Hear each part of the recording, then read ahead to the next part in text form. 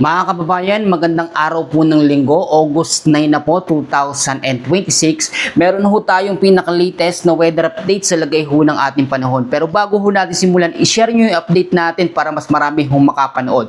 Ngayon ho, apat na weather system ang atin pong minomonitor. Ang Typhoon Dolphin nagpakita ulit sa ating monitoring system at meron po tayong panibagong tropical depression na nasa labas ng ating PAR. Meron din panibagong high chance na LPA at malapit na rin maging bagyo at pumasok sa loob ng ating PAR ang ating minomonitor. Ang habagat po ay mas naging aktibo at mas nagpapaulan sa kanlurang bahagi ho ng ating bansa. Ngayon, unahin muna natin yung tropical depression ho na nasa labas ng ating PAR at kung ito ay magiging malakas at kung kailan po papasok sa loob ng ating PAR. Etong tropical depression, kung makikita nyo po yung mga kumpul ng ulap na yan, yan po yung tropical depression na meron pong lokasyon na 3,305 kilometers east of extreme northern Luzon. Tinataglay po ang hangin na 45 kilometers per hour. Hindi naman ganun kalakas, ito ay category 1 pero may bugso na umaabot po sa 55 kilometers per hour. Ang isang sama naman po ng panahon na nandito sa area na ito ay high chance o red warning na LPA malapit na maging bagyo na meron pong lokasyon na 1,760 kilometers east of extreme northern Luzon. Kapag ka naging bagyong isa sa sama ng panahon na yan, tatlo po yan, ito pang typhoon na dolphin, ang isa man dyan pumasok sa ating PAR bilang isang bagyo na, ay tatawagin pong bagyong Neneng, pang-14 na bagyo po. Gayun din, ang epekto naman po ng habagat o southwest monsoon sa may kanlurang bahagi ho ng ating bansa ay mas kumakalat pa. Mas dumami ang mga lugar na apektado at nakataas tayo sa orange hanggang sa red warning po, na dami ng pag-ulan. So ngayon, alamin muna natin yung tinatawag po natin na forecast weather condition. So ito po yung mga lugar na makakaranas ng sama ng panahon dulot po ng iba't ibang weather system. Habagat, Typhoon Dolphin, Tropical Depression at meron pa pong isa dito. Ngayon po, sa area po ng tinatawag ho natin na Ilocos Sur, kasama ho ang La Union, Abra, Benguet, area po ng Zambales, kasama ang Bataan at Occidental Mindoro. Ang weather condition ho dyan ay yung monsoon rains o yung bugso-bugsong mga pag-uulan na inaabot ho hanggang sa hapon.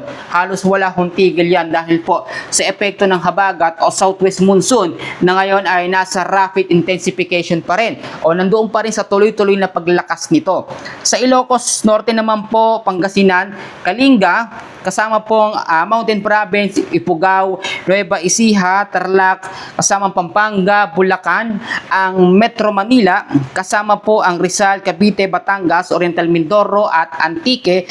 Ang weather condition ho ay occasional rains din. Alos parehas, bugso at sunod-sunod na mga pag-uulan pero mahina naman pero walang kasama na mga malalakas ho na hangin dahil po sa habagat o southwest monsoon lalo na po sa area na ito, sa may kanlurang bahagi ho ng Luzon.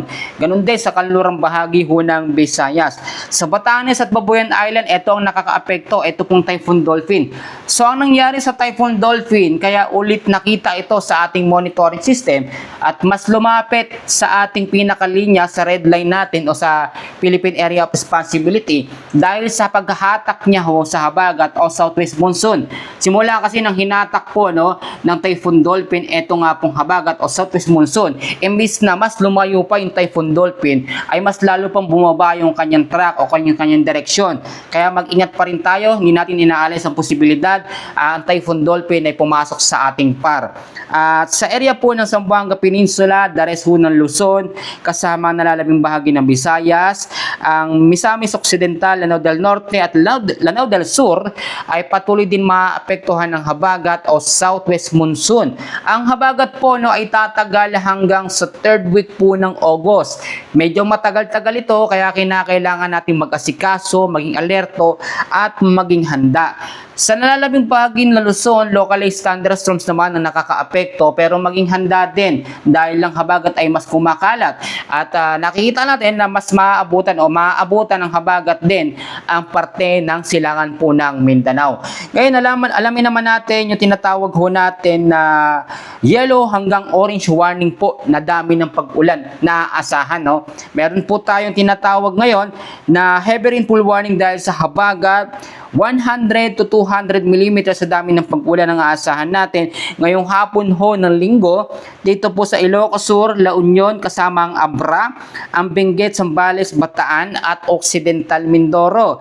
Meron naman 50 to 100 mm sa dami ng pag-ulan ang aasahan natin sa Ilocos Norte, Pangasinan, Apayao, Kalinga, Mountain Province, Ifugao, Nueva Vizcaya, Tarlac, Nueva Ecija, kasama ho ang Pampanga, Bulacan, Metro Manila, Rizal at Cavite. So pare-parehas yung mga lugar na maapektuhan yung mga binanggit ko na yan, nasa 100 to 200 mm sa dami ng pag-ulan hanggang 50 to 100 hanggang sa Martes pa po yan ng hapon. Kaya kinakailangan maging alerto at maging handa po tayo. Ngayon naman sa mga nagtatanong, etong panibagong tropical depression kung magiging super typhoon ba o typhoon category na bagyo. Sa ngayon kung makikita ho ninyo, hindi pa naman ito nakikita, no? Doon sa ating tropical cyclone threat potential, nalalakas yan sa pagiging typhoon. Pero pwede nga mangyari dahil nga po etong tropical depression at meron pang isang LPA dito, malapit na rin maging bagyo at nandito lang sa tabi itong typhoon Dolphin, hindi pwedeng higupin yan, no, ng mas malakas na bagyo at mangyari ho yung tinatawag na Fujiwara effect o yung pagsasanib ng mga bagyo sa iisang malakas ho na bagyo. Kaya kailangan maging alerto, lagi ho magdala ng payong jacket, kapote, panlaban ho sa mga biglang bugso ng pag-uulan. Maraming salamat at God bless po sa inyong lahat.